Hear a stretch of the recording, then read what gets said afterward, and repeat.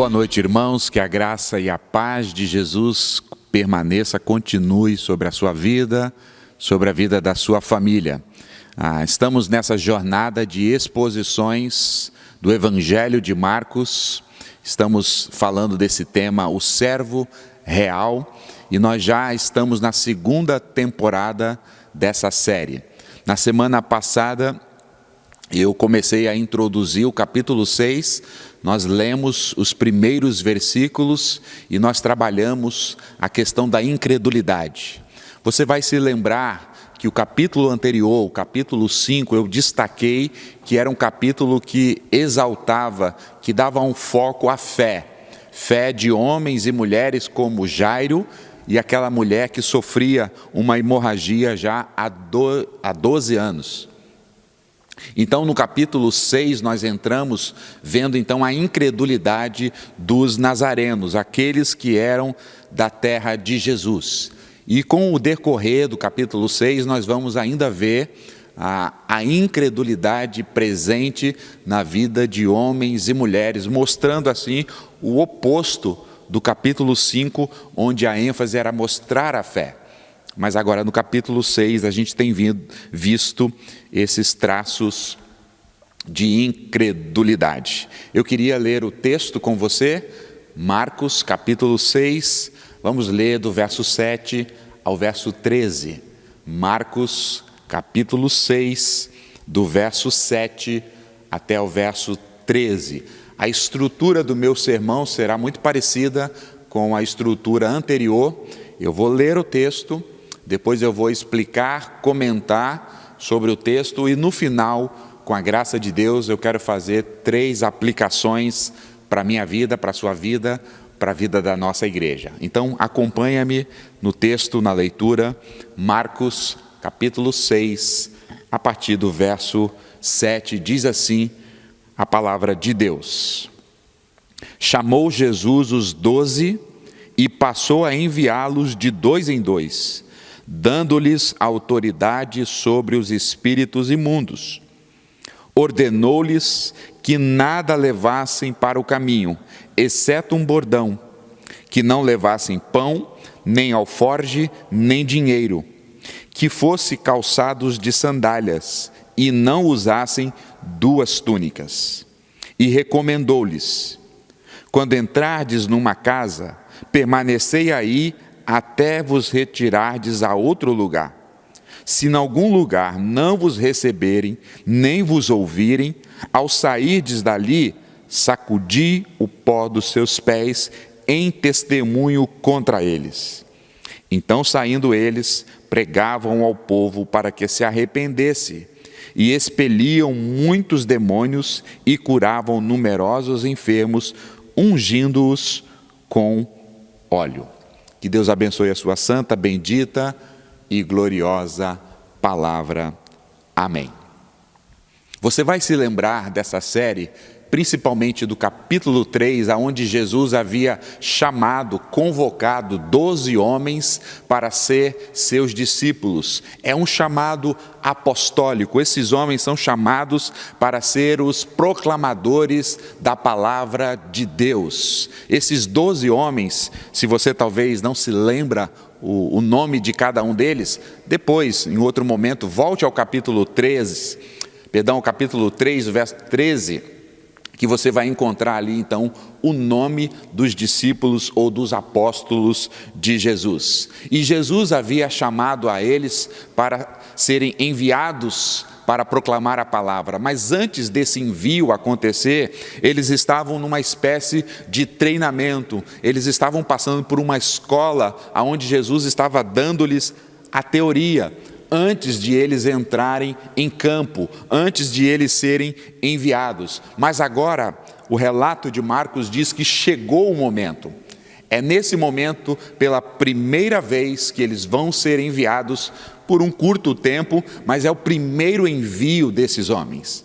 Você pode imaginar o frio na barriga, você pode imaginar que eles estão um pouco ou bastante nervosos, porque vai ser o momento que eles vão a campo e sem Jesus. Jesus não irá com ele. É muito interessante que quando a gente olha para a vida desses apóstolos, a gente vê as coisas grandes que eles fizeram. A gente olha para a vida desses apóstolos e percebemos, porque nós olhamos para a história agora pelo macro, nós percebemos que eles foram chamados de colunas da igreja.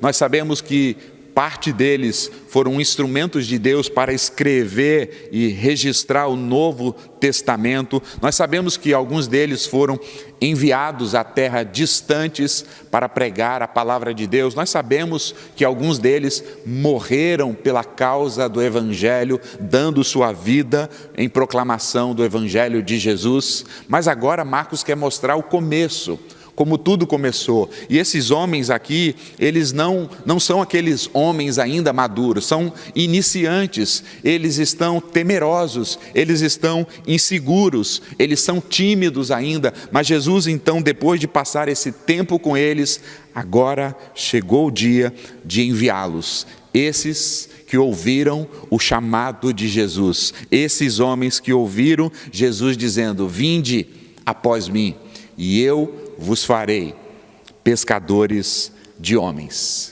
Aqui a gente pode perceber a maneira do discipulado de Jesus. Em primeiro lugar, Jesus chama para estar com Ele. É um chamado para estar próximo a Ele, para manter uma relação com Ele. Então, Jesus chamou para estar com eles. Depois, Jesus então começa a pregar para eles, a ensinar a eles, a discipular com o ensino, com a palavra, a vida deles. E nesse momento, os discípulos são ouvintes. Eles estão ouvindo e vendo Jesus ensinar, vendo Jesus expelir os demônios, vendo Jesus orar, curando muitas pessoas. Mas o terceiro momento do estágio do trabalho missionário é agora onde eles vão ser enviados. Não é um envio permanente, é um envio, como eu disse, temporário. Então a terceira etapa do discipulado, do ministério que Jesus está formando esses homens, é um envio de curto prazo, mas depois eles vão retornar. Jesus vai avaliar, Jesus vai corrigir algumas coisas, Jesus vai ter um tempo com eles. A gente vai ver isso no decorrer de Marcos, para a última etapa do discipulado de Jesus, que é o envio permanente. E isso só vai acontecer após a morte e a ressurreição de Jesus, onde esses homens serão enviados permanentemente como apóstolo de Jesus, exceto Judas, o traidor. Então, se você olha comigo no verso 7, eu espero que você deixe a sua Bíblia aberta, diz que então Jesus chama esses 12 aqui e agora passam a enviá-los de 2 em 2. Veja, a lei de Moisés, lá em Deuteronômio, havia prescrito que o testemunho só seria válido, o testemunho de 2 pessoas, de 2 homens. Isso não é um princípio que é estabelecido no Novo Testamento, mas me parece que aqui Jesus tem uma percepção cultural. Jesus está querendo que a mensagem, o testemunho da palavra, da pregação seja ouvido. Então Jesus pega esse gancho e manda os seus apóstolos de 2 em 2, para que o judeu que já estava acostumado, lembrando-se de Deuteronômio, dizendo que o testemunho é válido, quando é o testemunho de 2, Jesus então pega esse gancho e manda os seus apóstolos de 2 em 2. Isso não se tornou uma doutrina para nós, mas a gente percebe que há uma sabedoria de quando saem de 2 em 2. A gente sabe que quando estão 2 juntos, um encoraja o outro, um ora pela vida do outro, um exorta o outro, um ajuda o outro quando está desanimado, um se torna apoio para o outro. E é exatamente isso que Jesus faz. Jesus envia então de 2 em 2 para que essa dupla possa fazer o trabalho de pregar o evangelho do reino. Mas ainda no verso 7, na parte B do texto, vai dizer que Jesus dá a eles autoridade sobre os espíritos imundos. Perceba, a missão que esses homens iriam fazer não era uma missão fácil. Havia uma batalha, o reino de Cristo estava avançando, pessoas estavam sendo libertas do poder das trevas, do poder de Satanás. Havia uma guerra travada aqui. A tarefa, a missão desses homens não era uma missão fácil, mas perceba como Jesus dá a eles poder. Jesus diz o texto que passa a eles a sua autoridade. Assim como Jesus tinha a autoridade para expulsar os demônios, para repreender o diabo e lançar fora as trevas, Jesus agora está tomando esse poder e dando aos apóstolos com a mesma autoridade. Ou seja, eles são enviados por Jesus, em nome de Jesus, com a autoridade de Jesus. É óbvio que eles não vão expelir os demônios em seus próprios nomes. É óbvio que eles não vão fazer sinais e maravilhas pelo poder deles mesmos, mas é óbvio que o texto está dizendo que eles vão fazer isso pela autoridade, pelo poder e pelo nome que Jesus deu a eles. Então esse Jesus que nos envia também é o Jesus que nos dá as condições, que nos dá o poder, que nos dá a autoridade. E eu queria abrir um parêntese aqui para talvez ajustar alguma situação doutrinária.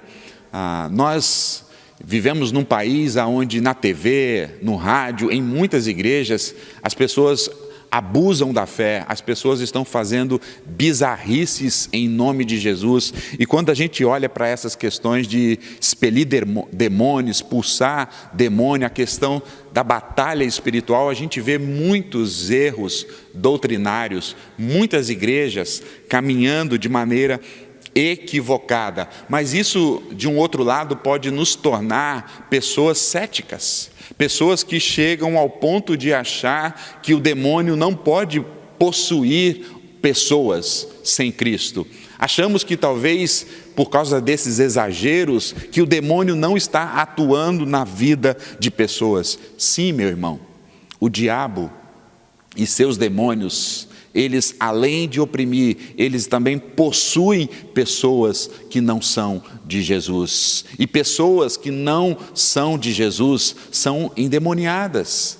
Eu não estou dizendo que todas as pessoas que não receberam a Jesus são endemoniadas, mas eu estou dizendo que ainda hoje, a mesma situação que acontecia nos dias de Jesus, há pessoas que andam endemoniadas. E nós não podemos então fechar o nosso coração, nós não podemos achar que é só problemas mentais ou psíquicos. Nós temos que ver essas pessoas e muitas vezes perceber com discernimento que são pessoas que estão, além de oprimidas, estão possessas pelo diabo e pelos seus anjos caídos. Mas a beleza de tudo isso aqui, irmãos, que a autoridade, o poder que Jesus deu, não ficou restrita aos seus apóstolos.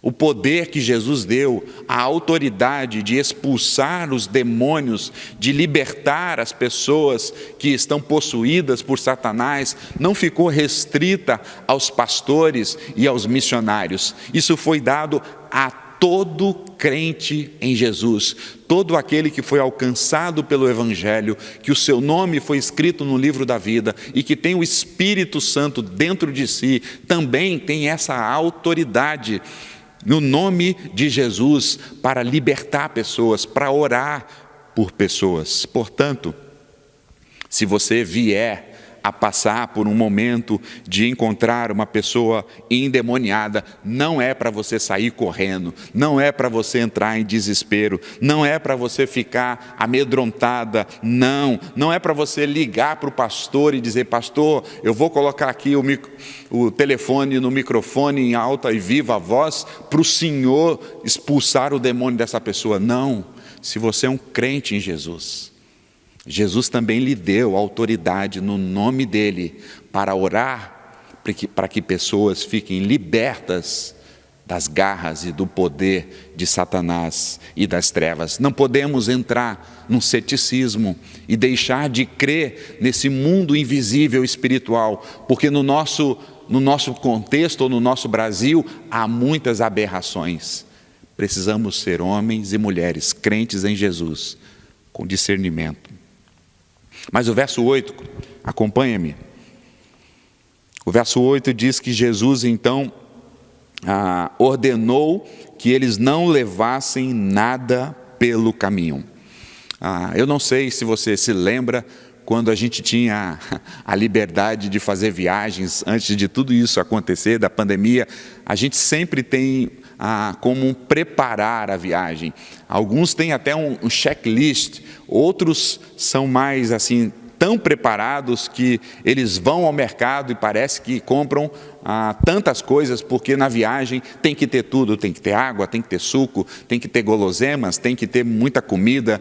E todos nós, então, quando vamos viajar, nós temos um preparo, nós temos algumas coisas que não podem ficar de fora. E não era diferente nos dias de Jesus. Eles tinham alguns ingredientes, algum mecanismo de situações que era antes da viagem. E aqui o texto vai dizer que Jesus então vai ordenar a eles que não façam esse preparativo para a viagem. Talvez você pode imaginar, mas Jesus é um despreparado? Jesus quer que as coisas saiam de maneira desorganizada? Por que Jesus então impede que eles levem essas coisas básicas para a viagem?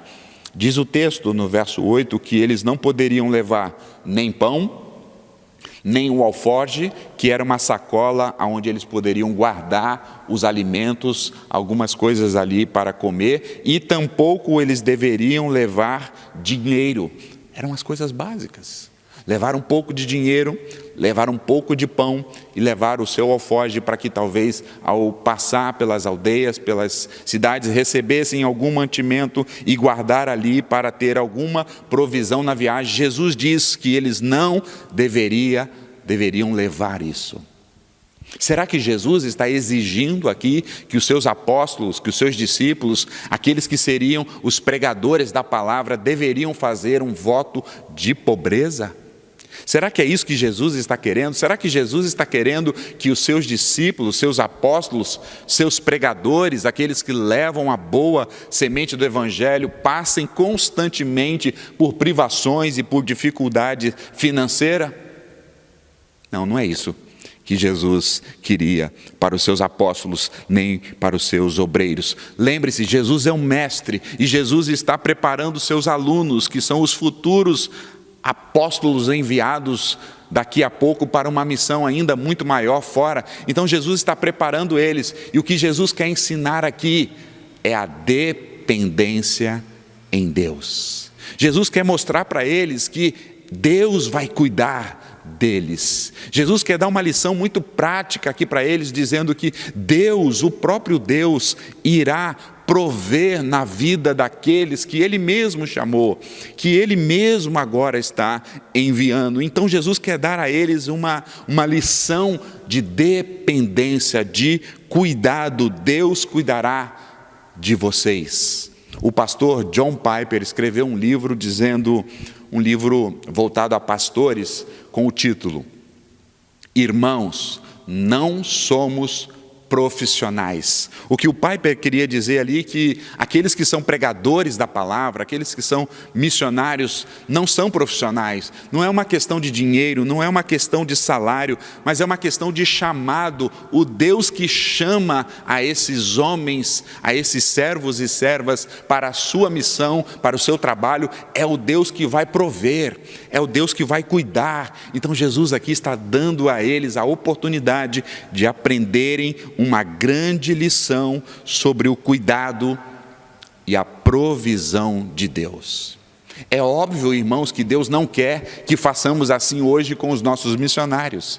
É óbvio que Jesus não quer que a gente envie os nossos missionários e a gente diga a eles: não levem pão, não levem sustento, não levem recurso, não levem nada. Não, mas Jesus quer que cada um deles, cada obreiro, cada pastor, cada missionário, cada aquele que foi enviado pela proclamação do Evangelho, tenha aprendido a lição da dependência em Deus. É por isso que esses versos estão aqui, é por isso que Jesus está dizendo: não levem pão, nem alforje e nem dinheiro, para que vocês possam depender de mim.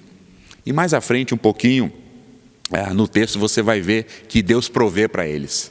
a multiplicação dos pães e dos peixes não é apenas para alimentar a multidão, não é apenas para ali sustentar os famintos. A multiplicação dos pães e dos peixes que estão aqui nesse exato capítulo é para mostrar aos seus discípulos que Deus cuida dos seus, que Deus é o Deus provedor. Então ele diz ainda no verso 9, não levem 2 túnicas, vão calçados com um par de sandálias e usem cada um de vocês uma única túnica. Jesus queria mostrar que a vida daqueles que vão proclamar o Evangelho deveria ser uma vida simples, assim como o Mestre era.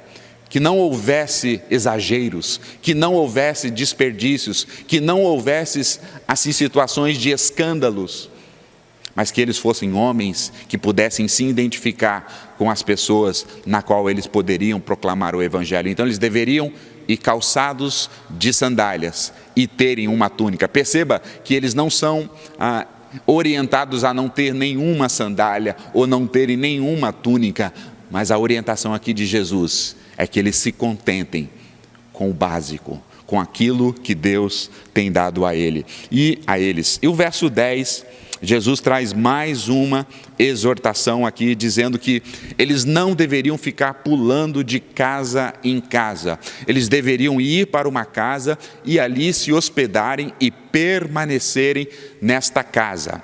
Vocês sabem que o costume dos orientais é serem muito generosos na hospitalidade. Eles gostam de receber. E Jesus diz, quando você for recebido, fique naquela casa, não fique pulando de galho em galho. Na verdade, esse pular de casa em casa, depois, no período, logo no século I e II, se tornou uma característica dos falsos profetas, dos falsos obreiros. Aqueles que ficavam pulando de casa em casa, era uma demonstração que ele era um falso obreiro. E Jesus, no verso 11, mostra aqui um costume que os judeus tinham de bater as sandálias e retirarem o pó. Jesus foi rejeitado, Jesus não foi ouvido, Jesus não foi aceito, Jesus foi rejeitado a sua mensagem, a sua pessoa, e Jesus está aqui ajustando a expectativa dos seus enviados, porque eles passariam pela mesma coisa. Em algumas vilas, em algumas casas, em algumas situações, eles também seriam rejeitados. E Jesus aqui então pega uma linguagem que o judeu entendia, porque o judeu tinha essa prática. Você se lembra que o judeu se achava superior aos outros povos? O judeu se achava puro e considerava todas as outras nações como impuras. Então, quando um judeu saía do território de Israel, ia para um território que era território dos gentios, ele achava que ele ficava contaminado. Então, ao retornar para casa, ao retornar para o território sagrado de Israel, eles tinham o hábito de bater as suas sandálias, sacudir o pó da sua roupa, para que aquela impureza dos gentios não pudessem permanecer sobre eles, que eram os santos, o povo santo. Jesus pega essa mesma ideia aqui e coloca para os seus discípulos. Mas é óbvio que Jesus não estava querendo dizer com isso que os discípulos estavam num patamar de superioridade, como o judeu se achava. Não, Jesus não estava ensinando isso. É óbvio que Jesus também não estava ensinando que deveria manter-se uma distância. Jesus não estava ensinando que há puros e impuros, e então não devem ter relacionamentos. Na verdade, é o contrário. Jesus fez assim. Ele se envolveu com os impuros, ele esteve no meio das pessoas. Não é isso que Jesus está querendo dizer aqui. Jesus está pegando então aqui uma situação cultural religiosa e está dando um ressignificado. Isso que era muito perceptível para o judeu, agora Jesus está usando isso para o próprio povo judeu. Então o que Jesus queria ensinar aqui? Primeiro, Jesus está mostrando quando o judeu, o O enviado aqui, o apóstolo aqui, ou os apóstolos aqui, que eram judeus, todos eles. Então, quando eles forem enviados e os próprios judeus, os seus patrícios, não receberem, eles deveriam sacudir a poeira, o pó. Porque isso mostraria que não basta ser judeu para ser do reino de Cristo. Assim como o judeu da religião fazia com o gentil, dizendo, você não é da nossa religião, Jesus está dizendo aqui, você, por ser judeu, isso não significa que você está incluído no reino de Deus. Lembra, o judeu batia no peito dizendo, nós somos filhos de Abraão. Não é porque você é judeu. Esse significado, essa releitura para Jesus, não significa que você é judeu, que você está inserido no corpo ou no reino de Cristo. Mas em segundo lugar, quando Jesus estava querendo, com essa atitude cultural, religiosa, mostrar que batesse o pó, Jesus queria ensinar para eles também que a mensagem do Evangelho é uma mensagem que produz arrependimento, mas a mensagem do Evangelho também é uma mensagem que produz juízo. Aqueles que não recebessem, aqueles que não aceitassem, Jesus disse, batei o pó, saí dali, sacudi o pó dos seus pés em testemunho contra eles. A mesma palavra, o mesmo evangelho que produz vida, que produz arrependimento, que produz quebrantamento, é a mesma palavra que produz também juízo para aqueles que não creem, para aqueles que não recebem a boa palavra de Deus. E no verso 12, nós temos 12 e 13, finalizando essa porção da Escritura, nós temos assim, então saindo eles, os apóstolos, pregavam ao povo para que se arrependesse, e expeliam muitos demônios e curavam numerosos enfermos, ungindo-os com óleo. Perceba que eles entenderam as instruções de Jesus, em obediência, saíram para a primeira experiência missionária para anunciar o evangelho do reino para as suas cidades. E eles entenderam isso. E eles começaram a fazer exatamente como Jesus havia ensinado, como exatamente Jesus fazia. Perceba, eles saíram, verso 12, pregando e chamando as pessoas ao arrependimento. Assim como Jesus fazia. Mas em segundo lugar, diz o texto que além de proclamarem a vida e a obra do Messias, eles estavam, assim como Jesus, expelindo, expulsando os demônios. Assim como Jesus fazia.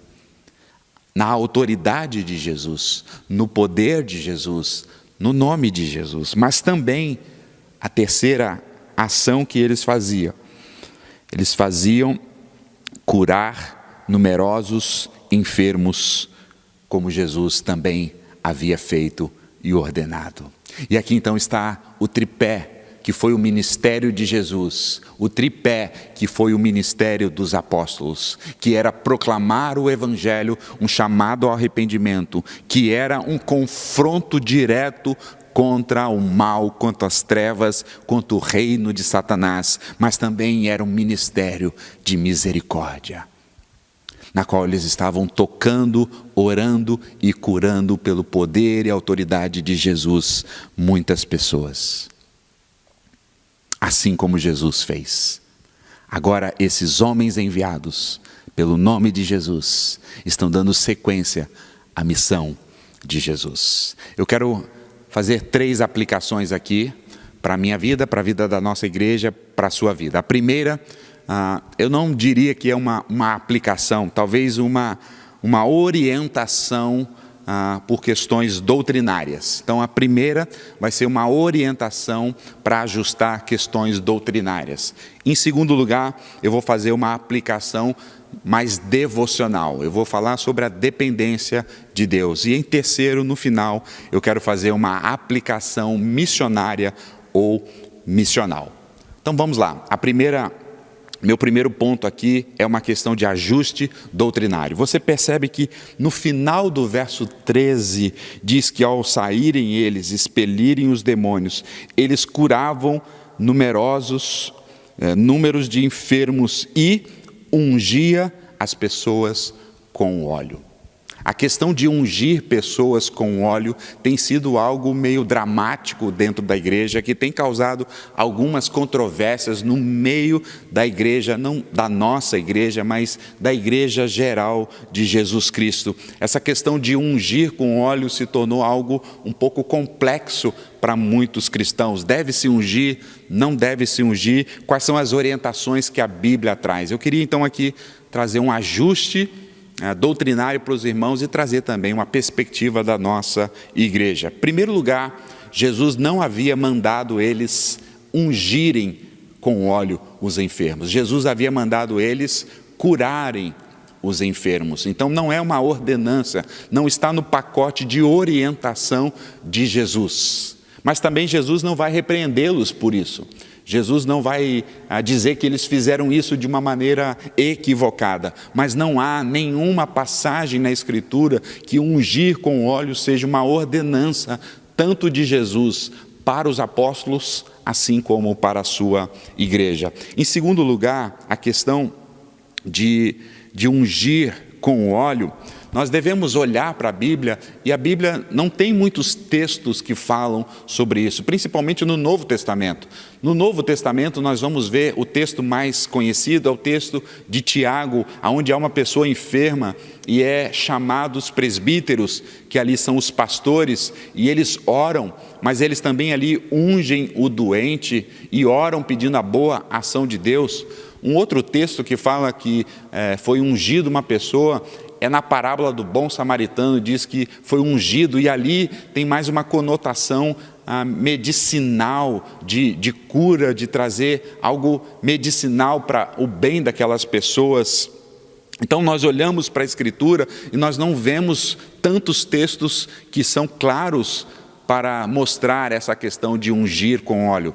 Já no Antigo Testamento, outros poucos textos que aparecem, a unção com óleo era para consagração de reis, também consagração de sacerdotes e também no sentido medicinal. Então nós não temos grandes textos que nos orientem sobre isso, mas o que fica evidente em toda a Escritura é que não há nenhum poder.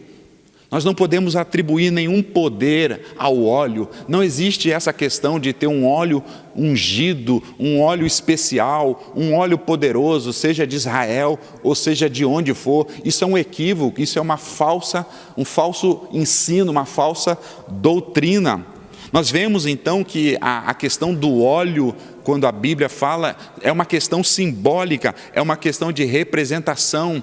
Tem também uma ação medicinal, mas tem também uma questão de simbolismo que representa ali a ação e o poder do Espírito Santo. Portanto, irmãos, nós não temos uma orientação que nós devemos fazer isso.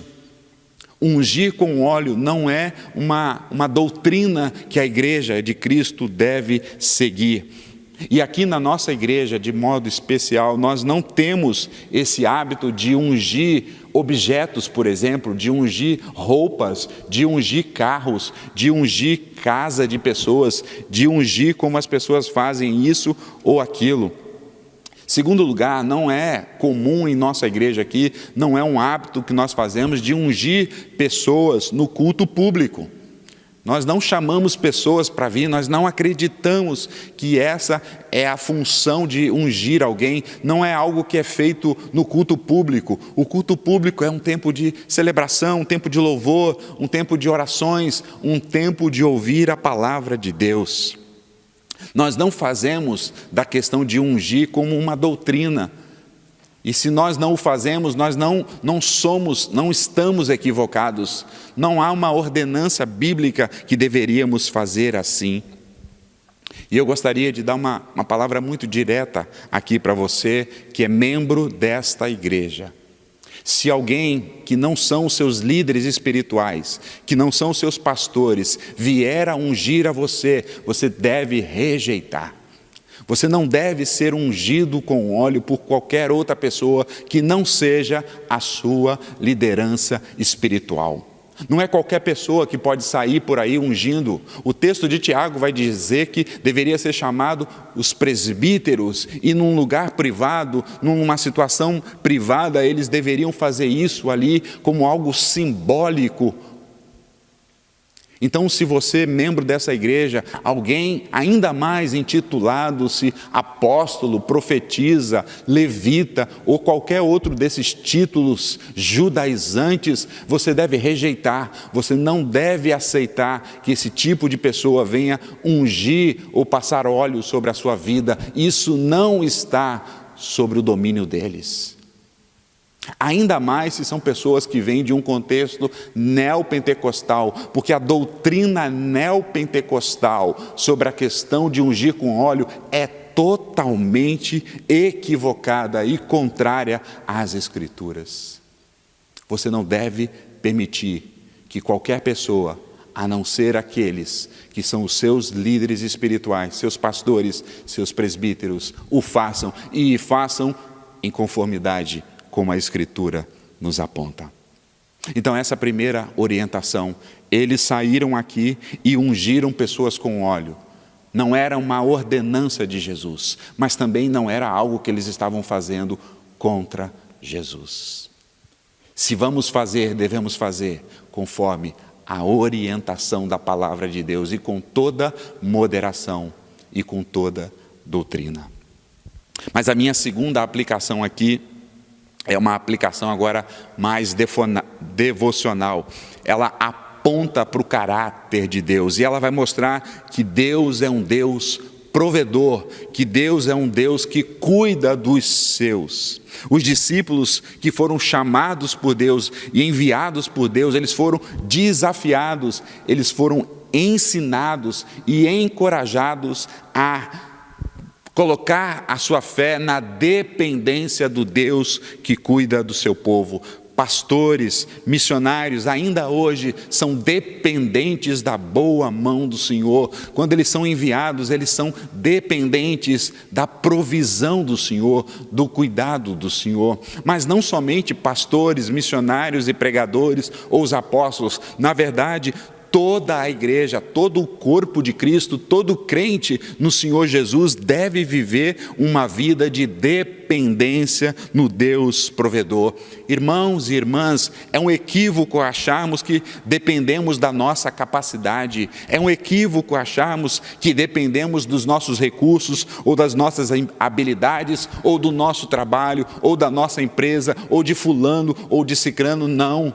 O povo de Deus é dependente do cuidado e da provisão do próprio Deus. E nesses dias de pandemia, isso ficou um ensino em evidência para nós, que muitas vezes podemos estar estruturado, mas o amanhã pode chegar e perdemos toda a estrutura, perdemos o recurso. Portanto, a palavra de Deus me conclama e conclama a você também que a nossa dependência seja nos cuidados do Deus que cuida de nós. Jesus, pregando o seu sermão famoso, o Sermão do Monte, ele vai dizer que Deus cuida dos lírios do campo, que Deus cuida também dos passarinhos. Se Deus cuida dos lírios e cuida do passarinho, será que Ele não cuidaria do seu rebanho, do seu povo, dos seus filhos e das suas filhas? É óbvio, é evidente que sim. Eu quero chamar você nessa noite a depositar toda a sua confiança, depositar toda a provisão no Deus que cuida de todas as coisas. Quando Ele está dando trabalho para você, é a provisão dEle, é o cuidado para você. Quando Ele tem dado saúde para você e para os seus, é o cuidado dEle, é a provisão dEle. Quando você perde o emprego, perde os recursos, ainda assim o Deus da provisão continua cuidando de você. Quando você perde a saúde, o Deus bondoso, cuidador, provedor, ainda continua cuidando de você. Eu gastei algum tempo aqui falando sobre essa ênfase no cuidado de Deus em relação às coisas materiais, mas o cuidado de Deus e a nossa dependência em Deus deve ir além, deve ir a transpor as questões materiais. Nós dependemos espiritualmente espiritualmente do Deus da provisão. Nós dependemos de Jesus Cristo para a salvação. É por isso que nós depositamos a nossa fé em Jesus Cristo, porque dependemos da obra de Cristo na cruz do Calvário. Quando nós saímos para falar de Jesus para os nossos amigos ou para os nossos parentes, nós dependemos da provisão de Deus para tocar os corações por meio do Espírito Santo. Quando nós ensinamos as nossas crianças, os nossos filhos na disciplina do Senhor, nós dependemos da boa mão de Deus, quebrando o coração deles, inclinando o coração deles para o Evangelho. Nós dependemos de Deus em todas as áreas da nossa vida. O salmista disse: se o Senhor não edificar a casa, tudo é em vão. Ou seja, aqueles que saem para o campo missionário, aqueles que são pastores ou pregadores da palavra de Deus, ou aqueles que permanecem na igreja local, membros da igreja local, todos nós devemos depender e confiar apenas na provisão e no cuidado do Senhor, não no nosso braço, não na nossa capacidade. É por isso que Jesus exorta sobre a questão do dinheiro. É por isso que Jesus no Evangelho vai dizer: não confiem no dinheiro, porque os ladrões vêm e roubam, a traça pode chegar e comer.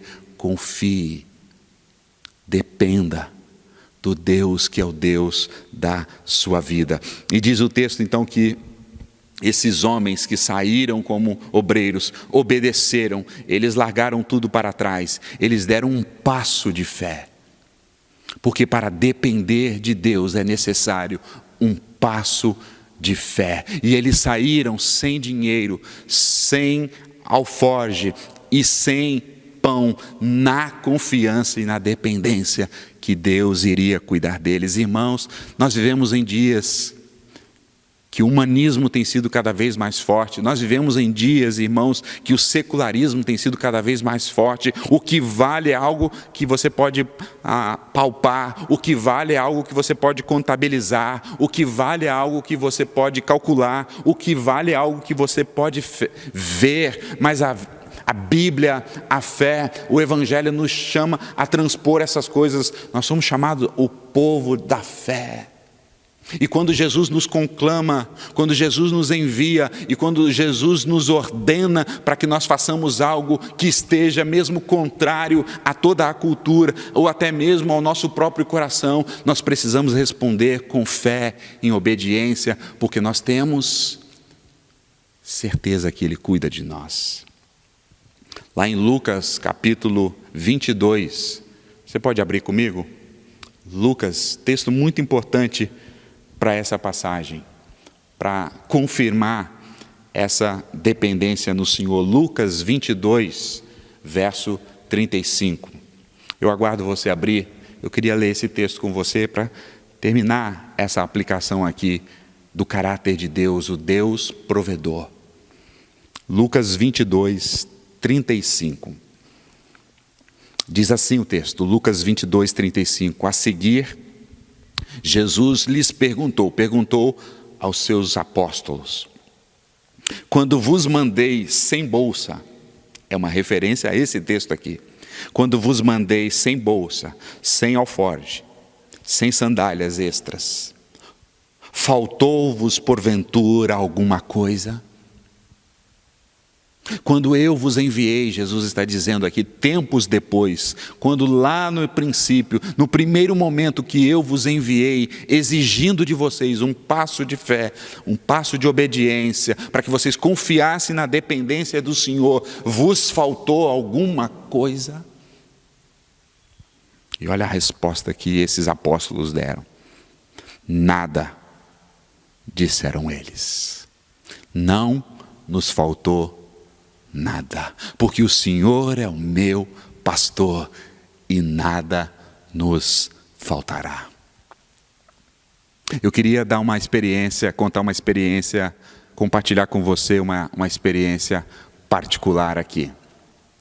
Eu me lembro quando eu era pastor de uma pequena igreja, talvez 40 pessoas era o número daquela igreja, e nós apoiávamos um missionário, uma família de missionários que estavam no contexto de perseguição, um contexto difícil na Ásia. E a nossa igreja era parceira, ajudava com ofertas e orações. E a gente foi informado que a filha daquela família missionária havia sofrido um acidente e havia complicações na visão dessa menina. E eles precisavam fazer uma cirurgia. E eles precisavam de um montante de dinheiro que eles não tinham, e eles compartilharam com as igrejas que apoiavam. E ao ouvir aquela notícia, aquele pedido de socorro daqueles missionários, fiquei muito encorajado para chamar a igreja a responder com um ato de fé, um passo de fé. E então eu liguei para a nossa tesoureira, conversei com ela e disse como é que anda aí as nossas finanças, e ela disse: olha, temos um pouco de fundo, mas também o próximo domingo é o domingo que as pessoas costumam ofertar, mas não temos algo de dinheiro extra para poder mandar para esses missionários.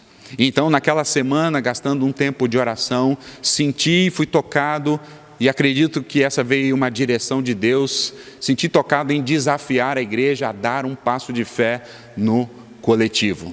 E aí chegou o domingo, eu disse para a igreja: irmãos, eu quero que todos nós aqui concordemos agora, que nós limpemos o nosso caixa. Não há muito dinheiro, mas que nós retiremos todo o nosso dinheiro para enviar para essa família missionária. Esse é o primeiro desafio, e se todos estiverem de acordo, nós faremos isso como um passo de fé.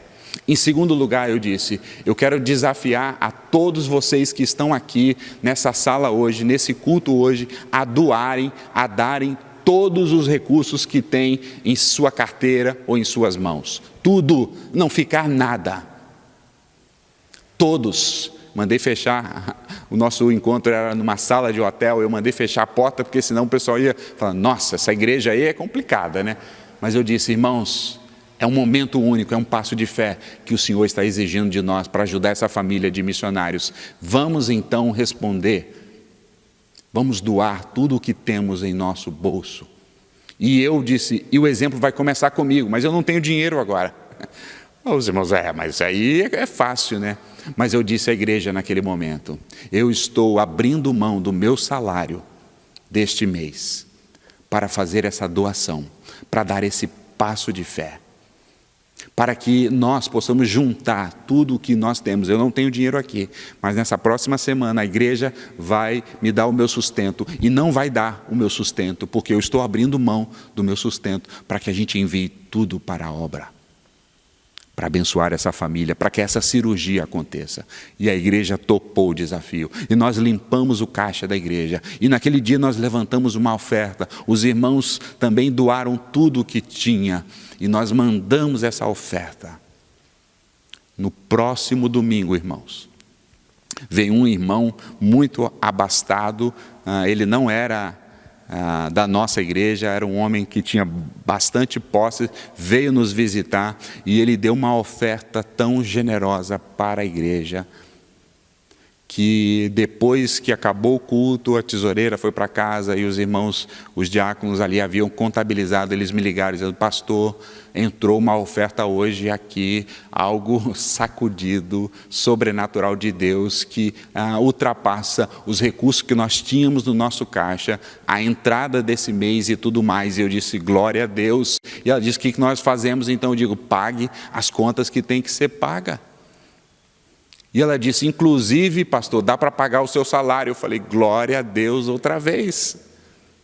Uma semana depois, o Senhor tinha respondido esse ato de fé. E mais, irmãos, esse mesmo irmão me procurou naquela semana e me deu uma oferta. Esse irmão não sabia de nada que estava acontecendo, ele não era da nossa cidade, ele não era da nossa igreja. Ele disse: pastor, fui tocado no coração e eu gostaria de dar uma oferta. E me deu uma oferta, irmãos, uma oferta em dólar. Deus requer isso de nós. Eu não estou dizendo que nós estamos aqui para barganhar com Deus, mas eu estou dizendo aqui que quando Deus exige de nós um passo de fé, nós devemos o fazer porque nós estamos crendo na sua provisão, crendo no seu cuidado. Foi isso que aconteceu com os discípulos. Eles saíram. E mais à frente um pouquinho vai dizer que na multiplicação dos pães e dos peixes, eles voltaram, cada um para a sua própria casa, com um cesto cheio. Se Deus está te chamando para dar passos de fé, você deve se lembrar que Ele é o Deus provedor, o Deus que cuida de nós. Faça, não, eu repito, como uma barganha com Deus para Deus te dar mais. Faça como um ato que você crê, que você obedece e você escuta a voz de Deus e você faz isso para a glória de Deus. Mas por fim eu queria encerrar o meu sermão com mais a última aplicação. Jesus, até esse momento, antes do envio, estava fazendo tudo sozinho. Ele estava exausto. O capítulo 3, verso 20, vai dizer que ele não tinha tempo nem de comer e nem tempo de descansar. Jesus havia passado, irmãos, a noite orando. Ele passava momentos assim de oração. Ele pregava, Jesus pregava na sinagoga, Jesus pregava na praia, Jesus pregava no particular para os seus discípulos, Jesus pregava num alto monte, Jesus estava num ministério ali de exaustão, mas Jesus agora está chamando outros para se somarem a Ele, para se associarem a Ele, para que também pudessem então continuar a missão. E Jesus chama 12 homens e esses 12 apóstolos vão agora juntos com Jesus dar continuidade na missão. E Lucas vai nos descrever mais à frente que Jesus, além de chamar os 12, chamou outros 70 que também saíram pregando essa boa e maravilhosa mensagem de Deus. Irmãos, a missão começa com Jesus. Jesus estava ali e estava cumprindo a sua missão, fazendo o bem, pregando o evangelho, curando as pessoas, expelindo o poder do mal, mas isso se estende aos 12, depois isso se estende também aos 70, depois isso se estende à igreja primitiva, isso se estende aos pais da igreja e isso chega até nós. Pregar o evangelho, compartilhar da fé, não é um privilégio apenas daqueles apóstolos, ou dos pastores, ou dos missionários. Pregar o evangelho, anunciar a boa semente do evangelho, é uma missão que foi dada a todos nós. Nós temos, irmãos, apoiado missionários que estão no norte da África, nós temos apoiado missionários que estão na Ásia, no Oriente Médio, e com a graça de Deus vamos enviar uma missionária para o leste europeu, a Andressa, mas também, irmãos, há trabalho a fazer aqui em Foz do Iguaçu, na sua vizinhança, nos seus colegas de trabalho, entre os seus familiares. Nós também somos chamados para continuar na missão com Jesus.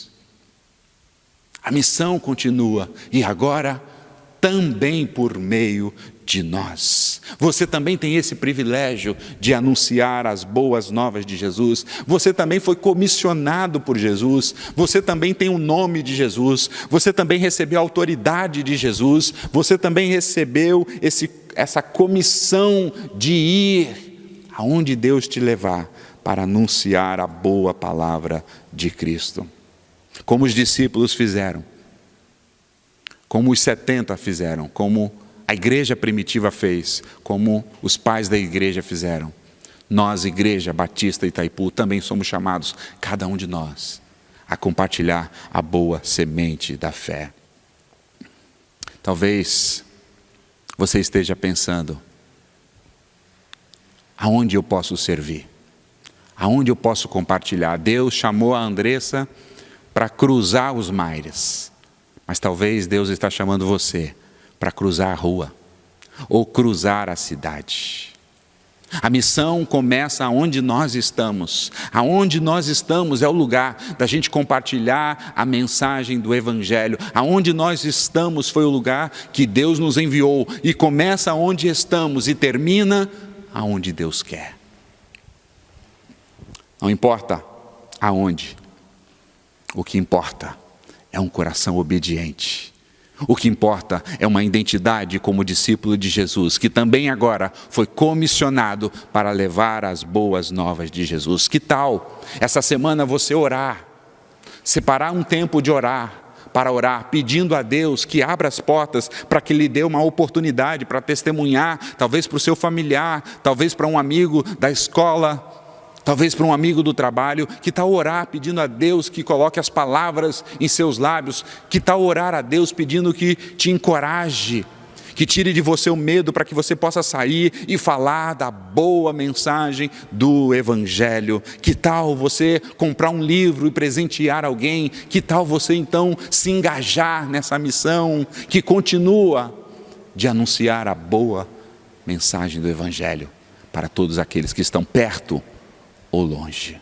Que Deus abençoe a nossa vida, que Deus abençoe a nossa igreja, que Deus abençoe a sua vida, a minha vida, cada um de nós, que nós possamos continuar na missão que Jesus enviou lá atrás, 12 apóstolos, depois 70, depois a igreja primitiva. Agora chegou a nossa vez, chegou a nossa hora, Igreja Batista Itaipu. Vamos semear a boa semente do Evangelho aqui, ali e até os confins da terra, para a glória de Jesus.